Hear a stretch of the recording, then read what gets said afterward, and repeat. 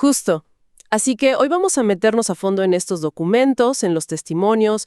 Vamos a comparar un poco todo y ver qué sacamos en claro de lo que pasó en el San Gabriel y de este expediente misterioso. Vamos a ver qué patrones encontramos, ¿no? Al poner todas las piezas juntas. Empecemos por el origen del expediente, porque no parece que fuera algo planeado desde el principio, ¿sabes?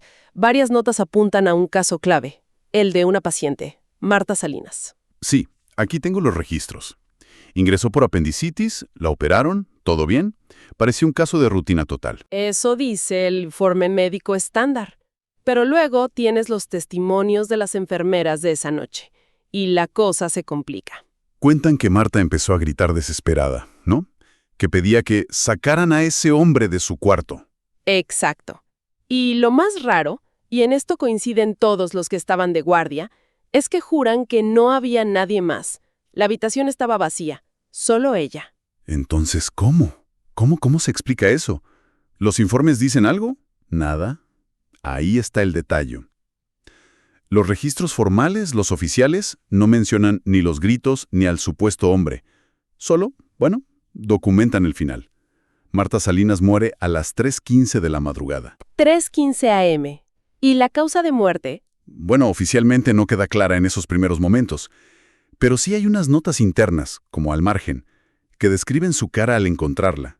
Decían que tenía una expresión de terror absoluto. ¡Qué fuerte! Y ante esa falta de causa obvia, aparece una anotación rarísima en su historial. Según una copia medio borrosa que tenemos aquí, Esa anotación es clave, ¿verdad? Porque parece que es el momento en que alguien de adentro admite que algo no cuadra. ¿Qué dice? la frase, según este papel, es: causa desconocida, presencia anómala en la habitación. Presencia anómala. Eso no es lenguaje médico normal. Para nada. Claro, es completamente fuera de protocolo. Usar presencia anómala es como una admisión interna, aunque no oficial, de que pasó algo que no podían explicar. Este caso, y sobre todo esta nota, parece que fue lo que encendió las alarmas para empezar a juntar otros casos raros. Y de ahí, eventualmente, nacería el expediente 47. Y claro, al revisar los otros testimonios del personal que vienen en estos papeles, ves que lo de Marta Salinas no fue un caso único. Para nada. Empiezan a salir más historias. Sí, muchísimas. Y lo interesante es que, aunque vienen de enfermeras, médicos, vigilantes, de diferentes momentos, hay detalles que se repiten. Por ejemplo, el pasillo del tercer piso. Varias enfermeras lo mencionan específicamente. Ajá, el tercer piso. ¿Qué pasaba ahí? Los relatos son bastante gráficos. Hablan de escuchar pasos arrastrándose. Un sonido muy particular como de alguien que apenas puede moverse. Y lo más inquietante, y esto lo dicen varias, es que pasaba cuando estaban seguras de que el pasillo estaba vacío. Ni pacientes ni personal. Nadie. O sea, el tercer piso como un foco de actividad extraña. ¿Sí? Aparece una y otra vez en los testimonios. Y no eran solo ruidos. Hay un documento, una nota sobre la renuncia de un médico que, es corta, pero te deja helado. Así, esa nota. Una renuncia de un día para otro. Y la razón que da, según ese texto, es que vio en su guardia a un paciente en silla de ruedas, sin cabeza. Sin cabeza. Así lo describe. La crudeza de la imagen y que renunciara al instante.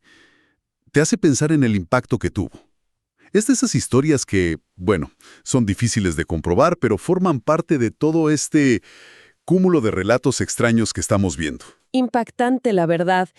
Y luego están los vigilantes, ¿no? Ellos tenían otra perspectiva con las cámaras. ¿Qué cuentan ellos? Sus testimonios añaden otra capa de rareza.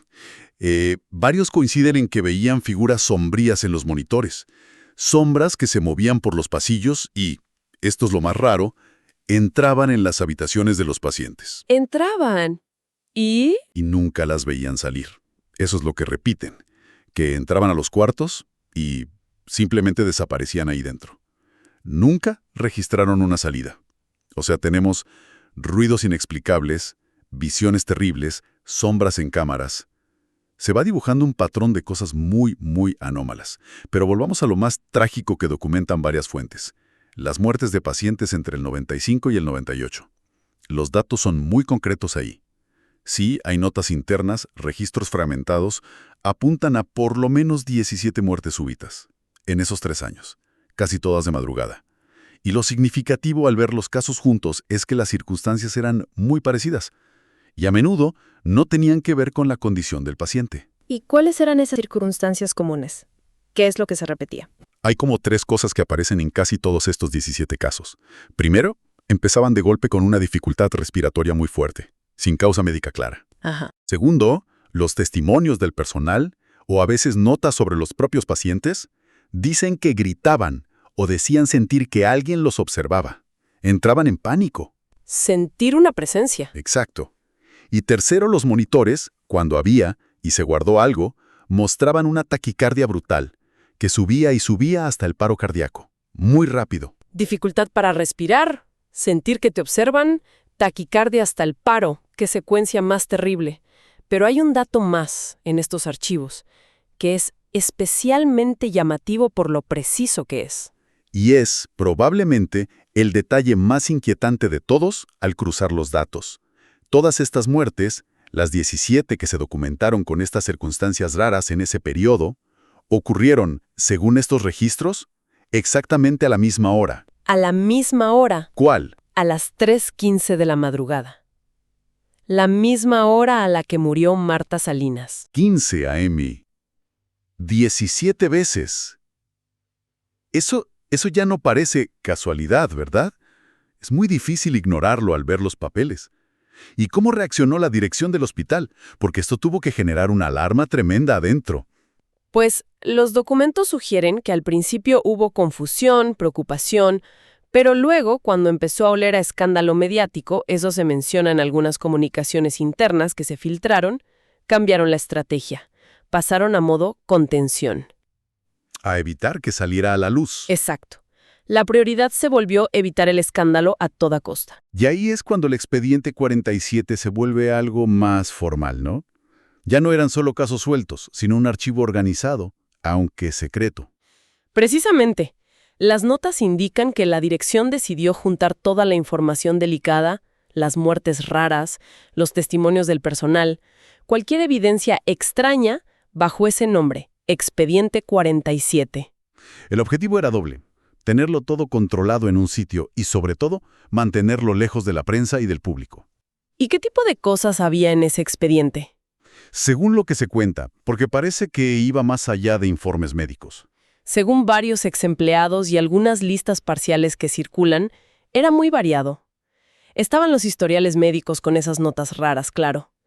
Pero también fotografías, nadie sabe bien de qué. Testimonios escritos muy detallados del personal sobre sus experiencias. Y algo muy llamativo, grabaciones de audio. ¿Grabaciones de audio? ¿Se sabe qué contenían? Muy perturbadora. Dicen que es la voz de una niña, pequeña. Una niña. ¿Qué decía? Repetía una frase: no debiste entrar aquí. Uf. Y no dan contexto, ni quién era la niña, ni cuándo se grabó, ni a quién se lo decía. Nada. Y ese vacío de información la hace todavía más escalofriante, ¿no? Pensar en esa cinta dentro de un archivo secreto de hospital. No debiste entrar aquí. Dicho por una niña en ese lugar, sí, es muy inquietante. Y poco después de organizar todo esto en el expediente, el hospital cierra definitivamente. Así es.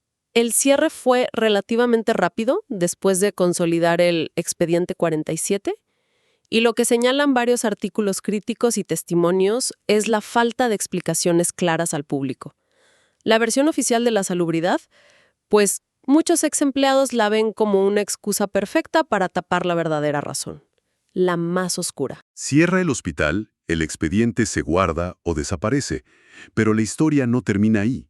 Los materiales más nuevos que tenemos sugieren que el lugar sigue, activo por decirlo de alguna manera. Claro, el edificio abandonado se ha vuelto un foco de leyendas urbanas. Y también atrae a exploradores urbanos, investigadores de lo paranormal. Hay varios artículos y videos sobre eso en Lo que nos pasaron. Y los testimonios de los vecinos de la zona son bastante... consistentes. ¿Qué cuentan los vecinos? ¿Qué ven o escuchan hoy en día? Principalmente luces. Dicen que ven luces que se prenden y apagan solas, por la noche. Sobre todo en las ventanas del tercer piso. Otra vez el tercer piso. Sí, conecta con lo que contaban las enfermeras hace años.